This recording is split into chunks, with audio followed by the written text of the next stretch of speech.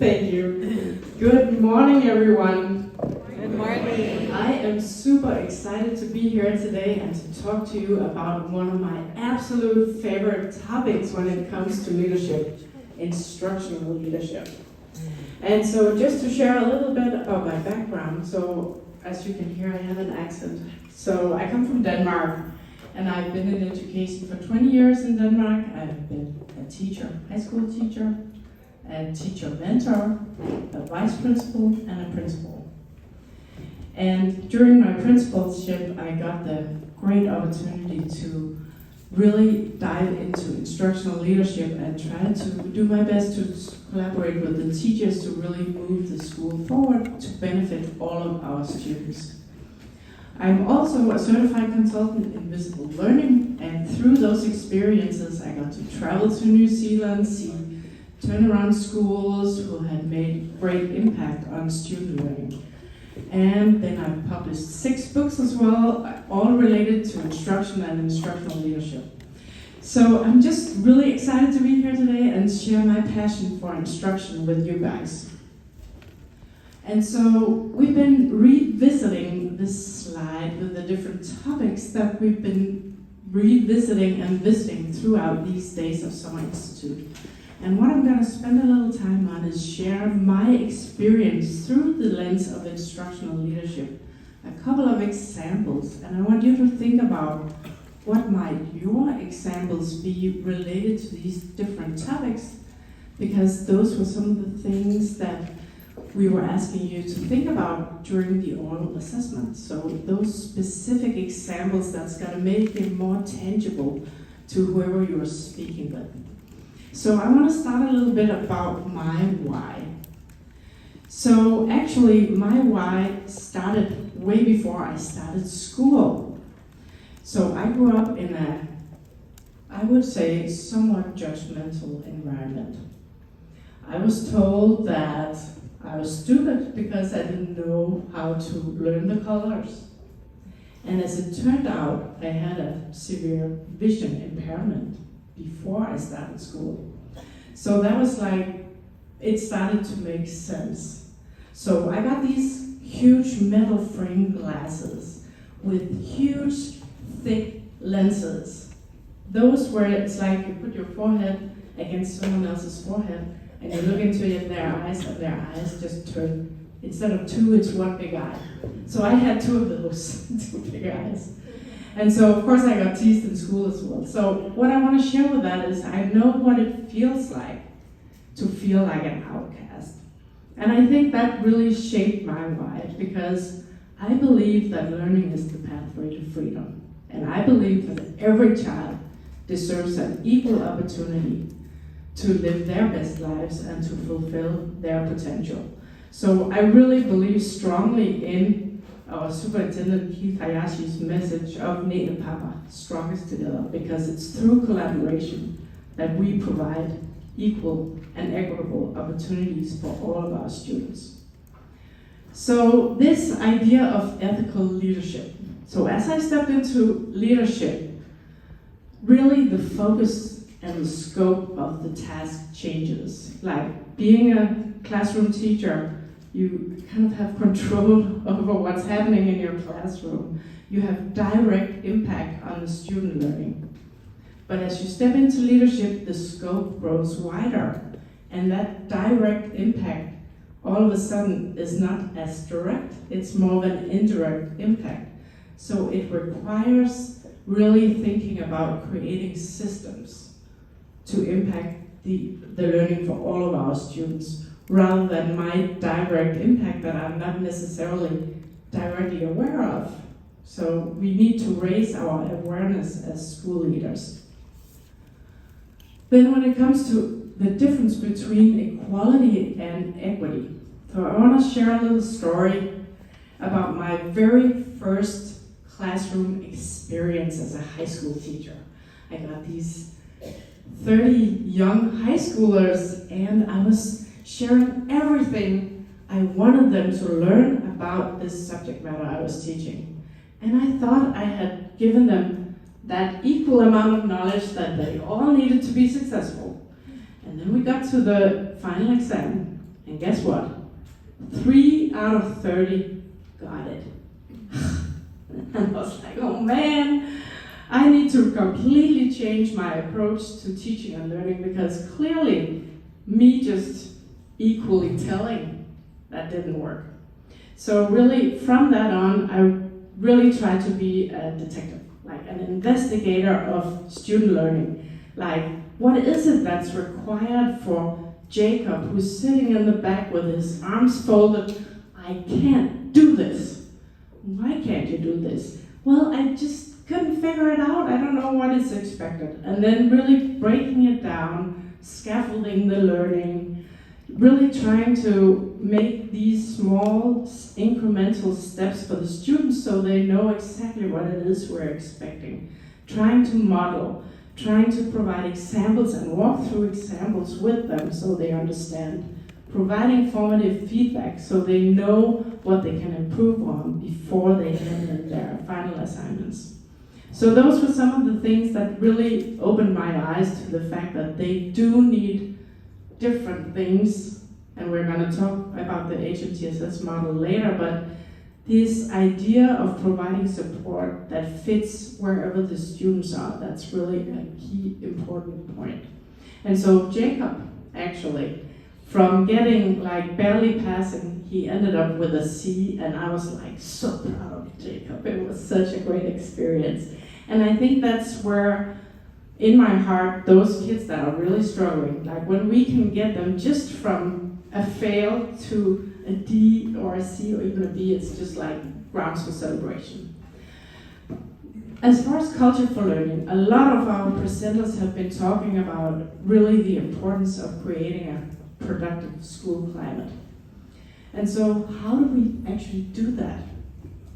And the whole idea of really collaborating with our teachers, and I know that our principal presenter for today, he's going to talk a lot more about that, but really utilizing the bright spots. And Magnus, she's so gracefully sharing with us the Switch book, which talks about directing the rider and motivating the elephant and shaping the path.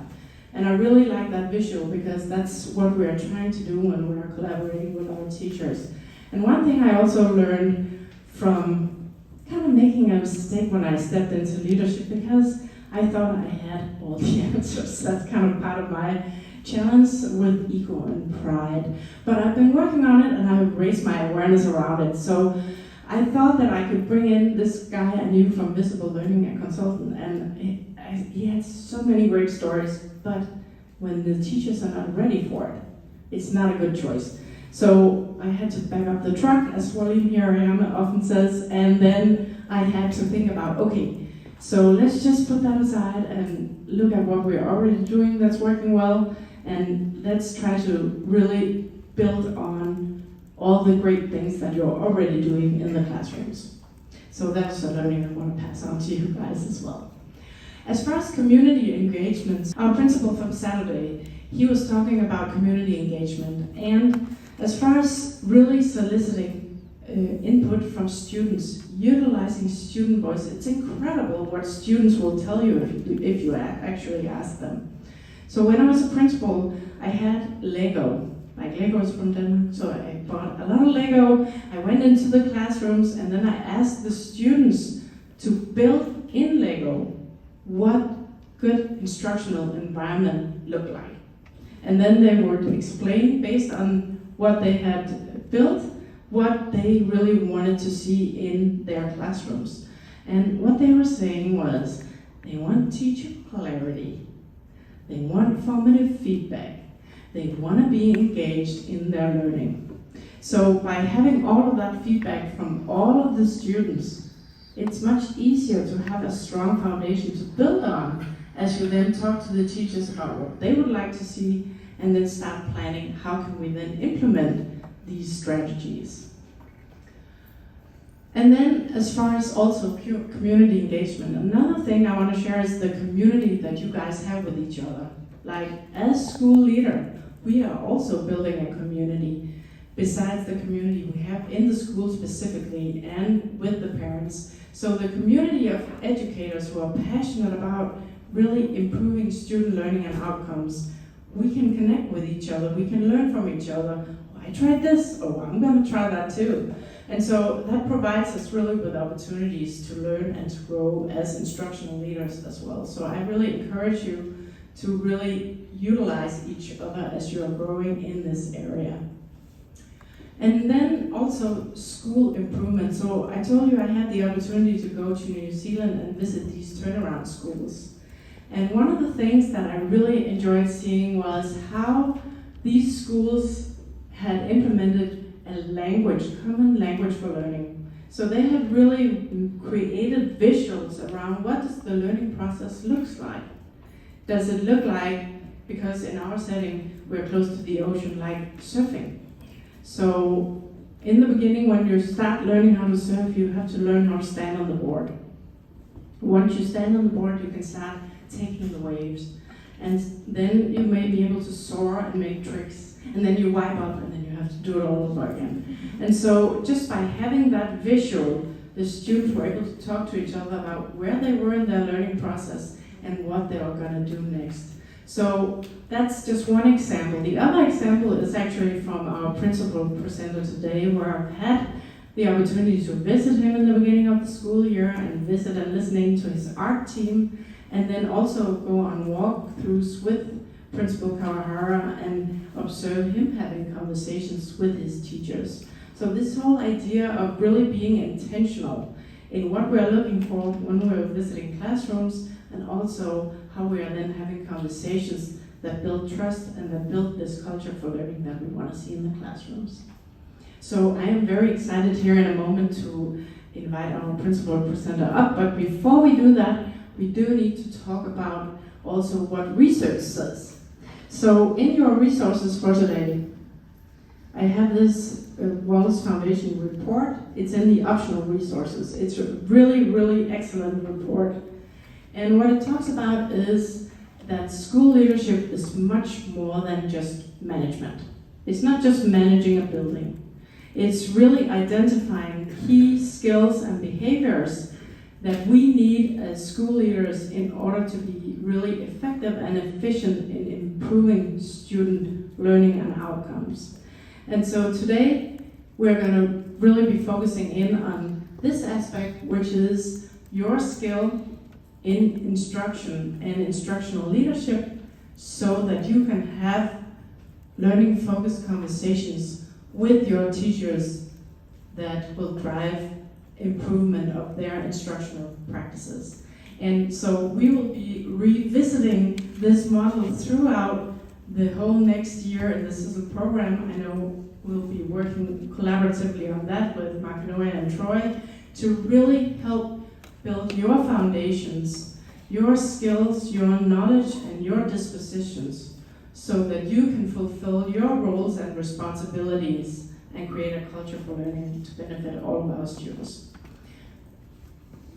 So, with that, let us just have someone share the essential question for today. Foster a positive school climate by using communication and leadership strategies to support student success and staff well-being. Thank you, Lorna. And then let us have Richard read the standard one from a profile of an effective school leader. Good morning, Richard Pacheco, Maui High teacher. Keeping a clear focus on student learning, growth, and achievement at all times. I'm going to ask you to stand up and find someone that you have not yet spoken to, and then share for about 3 minutes with each other what does a positive school climate look like, sound like, and feel like. Go ahead and stand and find someone to talk to. He's saying about what is the dominating reality in most classrooms. It's not to point fingers at anybody, it's just to make informed decisions on how we can move forward strategically to promote a culture for learning for all. So, this is the picture. Most kids, according to research, in school, once the teacher do the work, the teacher does 90% of the speaking. Most kids spend time doing things they know already. And the dominating emotion in most classrooms is boring. So when we then also look at research in what kids actually want, and you have conversations with them, they actually want to be challenged and learn. So the big question today, and what we're going to hear much more about from Principal Kawahara, is how do we make schools inviting places where kids like to come, to go deeper rather than wider, where kids are engaged, and where kids know what to do when they don't know what to do. So they're not dependent on us to guide their learning, but they actually have strategies that they can use when they don't know what to do. So, our big question here is, how do we change the dominating reality and build a culture for learning for all of our students? And so, the visible learning research, and I have another book I want to show you, and you're welcome to come up and have a look at it later. As you can see, I've already been working with it.